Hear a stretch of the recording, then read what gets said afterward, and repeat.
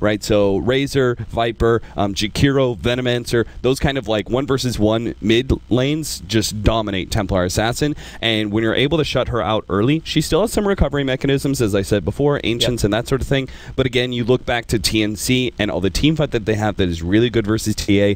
If you beat her in the lane, you're going to beat the game, in which case all you have to do is deal with the PL. Honestly, TNC have a much better draft here. Not only does their lineup have a lot of synergy within itself, you could just look at their lineup and go, oh, I can see the general game plan here. I can see everything that's strong. But they also have, and this is like the perfect draft in some senses, in that they have hard count these heroes, right? Like, none of these heroes are going to be particularly effective except for potentially the silencer, and it's hard to have like a team that's effective against like global silence, right? Like, you're always going to have a team that has spells, so there's not much you can really do about that.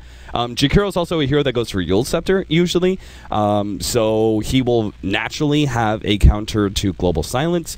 Gyrocopter goes for an earlier BKB, and Darkseer is usually the one initiating the team fights anyway, so look for him to go for that Arcane Boots mech into Blink Dagger build. That will allow them to have insane amounts of team fight that I don't think the B team can really beat out. Well, I'm just thinking right now the B team are looking to be scrappy. Like, that's the name of their game. It's the crazy hook shot, crazy echo slam, TA popping, Silencer getting good timings off, and PL farming the entire time while those other 4 heroes just cause chaos for TNC. That just looks like their draft in a nutshell. I agree with you, the team fight's definitely a lot more superior for TNC. My only question is, will they ever be able to get that team fight? Will the B team allow for that to happen? They're already preparing for a gank, and they're I always wonder about this. When you drag someone down to the low ground, why don't you just stay up here and wait for the rotator? You can just put one guy on the side, one guy over here. So you can see him coming. Looks like TNC are going to play the very defensive route. I'm also wanting to know our lanes, because it looks like we're sending the PL to the off lane with a silencer, which was the Templar Assassin, the mid, roaming Earthshaker, and then the bottom lane Clockwork. Now, Clockwork is very late to this bottom lane, and he's also going up against a Naga Darkseer combo, while the Jakiro is our solo mid core. Now we're going some classic Dendi style, like when Jakiro was always the counter pickup to the Templar Assassin. Yeah, this is a great hero versus TA. Obviously, the defensive refraction, as you could see, like one nuke, and you burn through it really quickly, and you still do a good amount of harassment damage to her. This is going to be, if he gets level 2 and he really pushes it, I think he should be, and I think he's doing the right play so far, focusing more on harassment than on CS. If he can force the TA back to start burning through those tangos and be left in that awkward position where he still needs 1 or 2 more CS to get his bottle, but he has no more regeneration because it's on cooldown, he can actually gain such a big advantage in the first 1 to 2 minutes and establish that sort of dominance in lane. You can already see she's actually being forced back to the tower. This is another big advantage of the Jakiro, of course. The Liquid Fire has such good AoE to it that you can easily both harass the tower as well as the enemy hero at the same time if you're pushing the lane in via Dual Breath. And you know I'm a big Jakiro fan. This is exactly why I love this hero. Even after the nerf came to Liquid Fire, so it wasn't as powerful anymore, you see what can happen when you give a Jakiro solo space. Now the Fissure, oh, that actually does block him in, but he can turn around and also dual breath down the Templar Assassin. TA won't want to follow this one. There's no rotations coming up from the bottom lane, so there's nothing which is really going to stop the Jakiro. Is he going to try and lose? Okay, I thought he was trying to lose the aggro by moving up then. Didn't really make a lot of sense. He'll come down for the 2-minute rune. Yeah, nice guy. This Jakiro is going to get some really good, just quick levels, and with high levels up in Liquid Fire, Templar Assassin won't be able to stop that push on the tower. Oh wow, that is one of those runes that just saves the lane for the Templar Assassin. She was in a really bad position, I would say, but that regeneration puts her right back on even grounds with the Jakiro, and it just becomes a CS game at this point, which the TA does have a little bit more CS, but the Jakiro has more denies. So it's pretty even so far, especially with the gigantic creep wave that's coming in. for Jakiro, and the fact they gave away, I think, 1 or 2 CS to the Naga Siren as well. The only downside for Jakiro is finding last hits underneath the tower. His base damage isn't really the greatest in the world, but he did a pretty damn good job. Managed to take 4 of them with the help of Liquid Fire. Oh, going back to it, the reason for going an aggro tri-lane on the B team, I think they correctly surmised that they were going to be dealing with some sort of aggression. Ooh, the Ensnare. They could actually kill the Templar Assassin here. The Dual Breath and Liquid Fire is already burning him down, but now the burn's going to end and Refraction Charges will come back up again. It's a very early point up at Ensnare. Most Naga Sirens, especially the ones I've been watching recently, have been just going mirror images and Riptide. Yeah, I even had Naga Siren going for mirror image maxed out first. Oh, the takeoff in the top lane. Their aggro tri-lane is actually working out for them. I would say primarily because they don't have the Naga Siren in lane. If they actually had her in lane, I think the tri-lane is still fine for TNC. But they are trying to do this like aggro dual lane situation, which is putting a lot of pressure on the Clockwork. I'm just not sure if they're ever going to be able to get a kill out of it. I don't think it's really about getting kills though. Like, it's making sure Clockwork can't leave this bottom lane or else they lose out the bottom tower. And also Naga Siren, as you can see, like, okay, she failed the stack, but she's trying to stack for the Darkseer so they can flash farm her up. Give her an Iron Shell, she walks over with Riptide. So that it's more of this greedy laning phase build where you do the 2-1-2, and then you understand, like, I can also get like a semi-jungle out of this as well. So you kick up that Naga Siren song a little bit earlier, so you have that team fight control against up against the B team. Yeah, this is a pretty interesting idea. I've never seen this before. The idea that when you can run dual lanes with Naga Siren, and I think it only really specifically works with Darkseer, but Naga Siren is a tanky enough hero, especially against physical damage, that she can tank up neutrals really well, and via that you can be a half-decent jungler if you're being given Ion Shell a lot. They're coming from mid. They really want this Templar Assassin down. There's no way to hide inside of Meld, also because he hasn't leveled it up. There's a Sentry Ward in lane, which is the other reason why.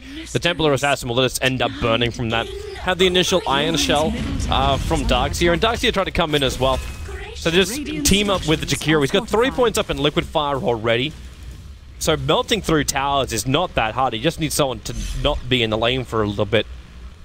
And they'll get through this. And they're searching out for the stacks of the Radiant side too. The Templar Assassin. Oh, nice play. You mentioned the fact that they would be trying to stack for her, or at least trying to get a little bit of flash farm. Yeah. Be it Ancients or be it just normal camps.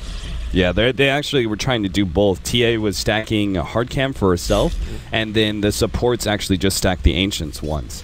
So they've already taken away one of those recoveries. They might be able to take away the Ancients. TA can do it really, really early, so it makes it a bit difficult.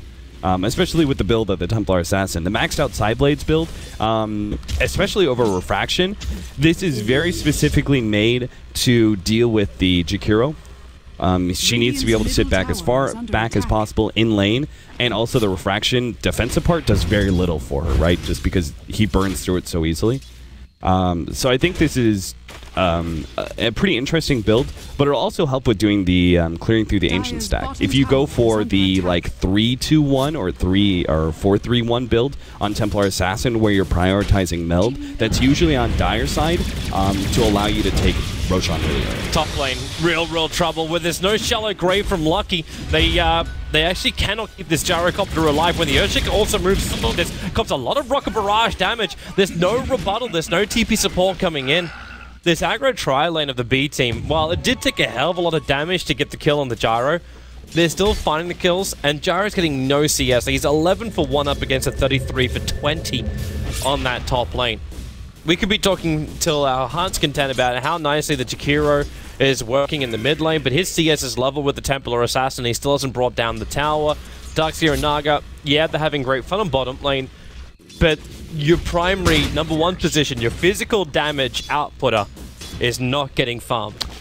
Yeah, they really shouldn't be losing this lane as hard as they are. I can understand Gyrocopter's low on CS. That makes perfect sense, but they really shouldn't be dying. I think they're just getting overly aggressive, which they could only do if they had a third hero with them. If Darkseer rotates, Jakiro, or if even the Naga Siren comes back to this tri-lane, they can be aggressive, yes, but they're just trying to do it as a two-man crew, and it's not working out at all. Also, Nagasaren doesn't. I think she has any intention of going back up there. No. Like, she's got a 0-2-3 build. This is a double iron shell and snare riptide kill build, where they keep this dual lane together.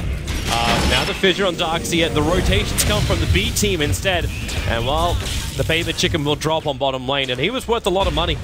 Clockwork will end up taking it. He was waiting for the perfect opportunity, but the movement from the B team comes first. Templar Assassin starts clearing through that ancient stack, so a small recovery, but this only puts her on even grounds experience-wise with the Jakiro. Jakiro actually CS-wise hasn't been doing as well as I would have expected.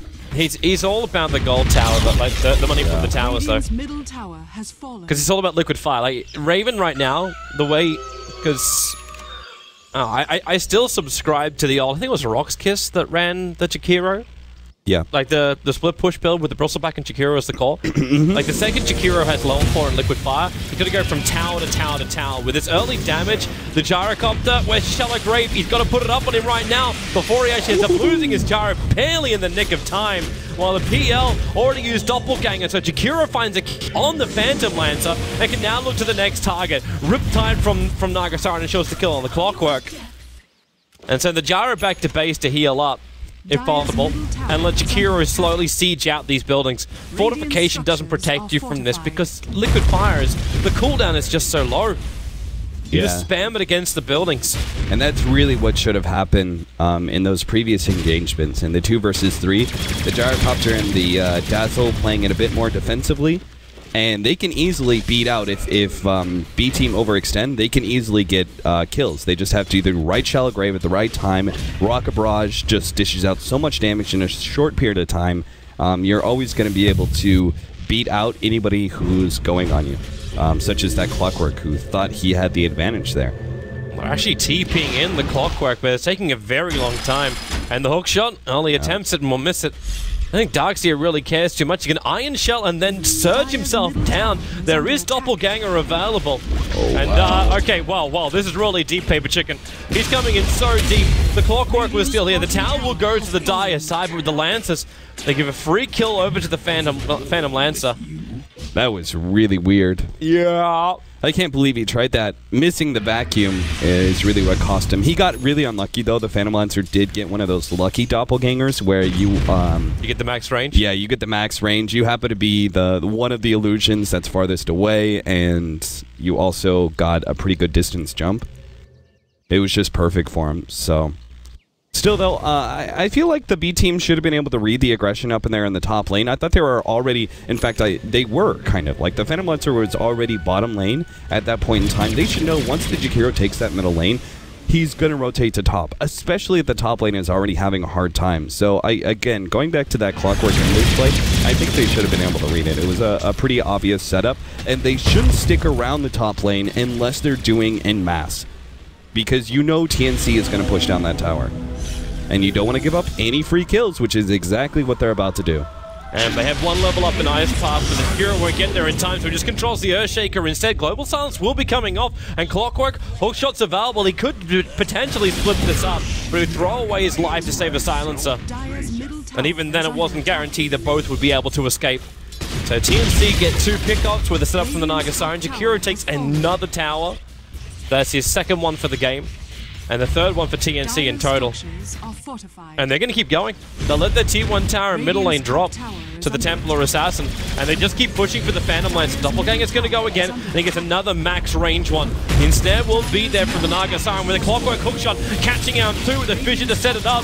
Where is that clearance? The Black Cannon's not up yet. The Echo Slam hits nicely. But then your Ice Path and Dual Breath go to work. With the Liquid Fire, they can keep fighting underneath this tower. Templar has to rise, but has no mana. Oh and my then god. No refraction charges to survive. The top tower is almost done for, but the life of TNC starting to drop down low.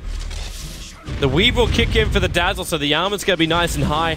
If they want to stick around, the Liquid Fire can finish the job on this tower. And in fact, that's exactly what will happen. The Gyrocopter even get the ensnare on the Silencer. The Fish will keep him back for now, but into a Rocket Barrage, Silencer stands no chance. The Ice Path ensuring there is no rebuttal. And TNC will now back up to their lanes. Yeah, again, into one of those scenarios where B team just reacted, I think, a bit amateurly.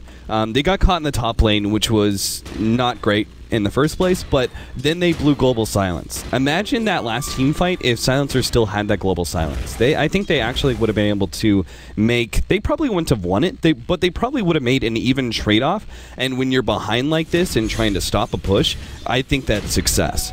Right, so the fact that he reacted with the global silence when it was very clear that he was dead, especially once the gyrocopter threw down the call down preemptively, that was just an utter waste and results in B team losing yet another fight. And TNC are now getting to that point in time where they're unstoppable in team fights, not only because their draft sets them up really well for mid-game team fights, but also they're 5,000 gold ahead. This should mean that they easily take down the rest of the tier 2s, back up, do Roshan, they'll finish up probably the Blink Dagger on Darkseer before they go uphill. They'll get BKB, Yule's Scepter. Oh, actually Necronomicon for the Jakiro instead.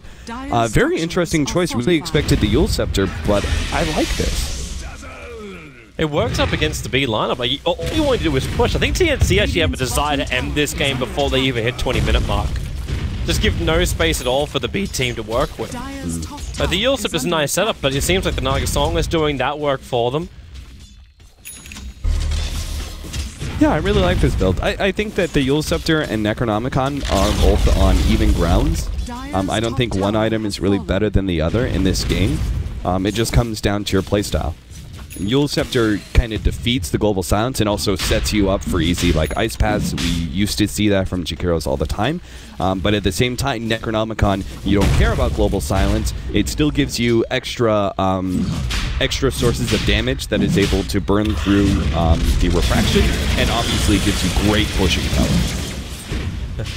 TNC beating in Roshan, but the Clockwork Rocket's going to scout this out. Question is, can they get there in time, and do they even want to get there in time? The weave starts in for the Dazzle, so the armor is starting to rise. That battery assault attack could come in, but yeah, they realize they're way too late. They're too split up because Phantom Lancer is still pushing at the top. He at least finishes up his Diffusal Blade. Dire's top tower is under attack. But when you kill off Roshan and you've taken out this many early towers, that level 3 Necro book is going to be up before 17 minutes for Raven. I don't think the supports are making the right the right plays on B team, but I do like almost everything that Phantom Lancer has done in this game. His choice to forego boots, which is like really crazy to think about, but he did not get upgraded boots at all on his PL in order to get a faster Diffusal Blade because he has to have that combat item. Like, how else are you going to stop this uphill push if you can't like spam out illusions at the enemy team and burn through their mana? They very clearly cannot win a straight up 5 versus 5 even if they have the high ground advantage, so you have to try and spam the enemy team back. At this point, it's just been trade-off with tier 2 for tier 2, but look at the Gyrocopter so deep into the base. The Necro units are being iron shelled up, and they're using them as the frontline units. They're still only the level 1 Necro books, but with the catapult behind him and the damage being done with the liquid fire, that tier 3 town doesn't stand a chance. The Gyrocopter comes some heavy damage for the Templar Assassin, but still has the Dazzle sitting behind him, so finding a kill on that Gyro is very difficult for the B team, but they do have Global Silence available. What they don't have is enough mana on the Earthshaker, but they do have his Blink Dagger. Going back to Fountain to pick that one up, that could be the dunk moment for the Earthshaker. If he can find this opening, the Phantom Lens is in too close. Now the Global Silence, TNC, they're still having to deal with these PL and illusions, which are burning off a little bit of mana. Luckily, Jakiro doesn't need that, but the cooldown's going to start. Where is this Earthshaker? Back a little bit further, just head in the cover of smoke, waiting for that jump in, but he's only got the Gyrocopter. The rest of TNC haven't grouped up. Now Jakiro jumps in closer, but the Creep Wave has moved off to the side, so Rarik jumps in. He goes in very, very deep in the Song of the Siren. Naga was sitting on the back lines on purpose. Now they back into a 3-10. Both Ice Wall as well as Macropire. They just burned to death. And with a shallow grave, the Gyro won't even die right now. It's a triple kill for Raven. They'll take the mid-racks out. And they could just rotate bottom as well. There's no buybacks. With the liquid fire and the fresh Necro units, they can just take another lane of racks. That was textbook. How did you go for like a Jagero push? We'll talk about it after this game ends, because I'm sure it's going to in the next 2 or 3 minutes. But TNC played that team fight damn near perfectly. B team, and they have one last fight in them. Well, I don't even know if they've even got that. With that Global Silence, with that Echo Slam, all you got is really like range harassment. The Clockwork when he TP's in, at least the Blade Mail's making it difficult to finish the job. But they ensnared, they can control him. The jump out, the Gyrocopter nice and low, but there it is again. The fact this time into the wall combining up with the Macropire. The Gyro will drop, but Aegis the Immortal gives him a second chance at life. And you've lost another 2 cores from B Team. And you've lost the bottom racks. And TNC, well, they lost something of value, which was the Aegis, but there's something they're prepared to lose. Oh yeah, they're gonna get 2 lanes of racks before the 20-minute marker. Like 2 lanes of racks for me secures like almost a 90% chance at victory. Radiant's bottom barracks At like any point in the game, right? When it's before the 20-minute marker, that is unheard of to have a team come back from that. It's just, it's everything, right? It's the pressure that's always there. You have a really hard time clearing through those creeps because your heroes aren't farmed up enough, and there is a very serious economic toll on you when you have these super creeps that are giving half of the bounty that they used to. It's crippling. It's absolutely crippling. Look at TNC just flaunting their money in front of them. You get a Blink Dagger now up for a Naga Siren. You get a Blink Dagger up for the Darkseer after he's already finished up the full Greed. The level 3 Necro unit was done, but Jakiro didn't just buy that, he bought a full Force Staff as well as his next item. Casual Yasha for the Gyrocopter, and the Dazzle buys an entire Glimmer Cape. This is an 18-minute team which has a 17k advantage at the moment, and it's not going to stop here. Jakiro moves forward under the cover of an Invis Rune, and the B team just don't know what to do with this. So I actually decided to look up the numbers, and it is almost exactly half of the amount of gold, and it's actually less than half the experience for from melee creep to super melee creep. And the same actually applies to range creeps as well. That kind of costs, like, to have 2 of your lanes, 2 of your sources of farm to be halved like that in the beginning of the game, like, there's very little chance of recovery. And that PL's a very long way. And there's your Blink song. They want to get the 3-man hit. They're going to find 2 of them. Back, hit it, boom! Oh, B team! The B was not meant to stand for boom. But they most definitely got GG'd under 20 minutes. TNC. Oh, please make this be the return of the Jakiro. But at the same time, it was kind of open for it with the very early Templar Assassin pick. They realized the advantage they can get in the lane. Yeah. I mean, it was a very clear outdraft by TNC. I can't really think of many other outdrafts that I felt so strongly about than this one. But I have to say, TNC played the team fight, that first team fight, beautifully. What they did was show a lot of patience, despite the fact that you're like, the melee racks was left at 100 HP, but they still kept the discipline of having everybody in the right positioning. They had their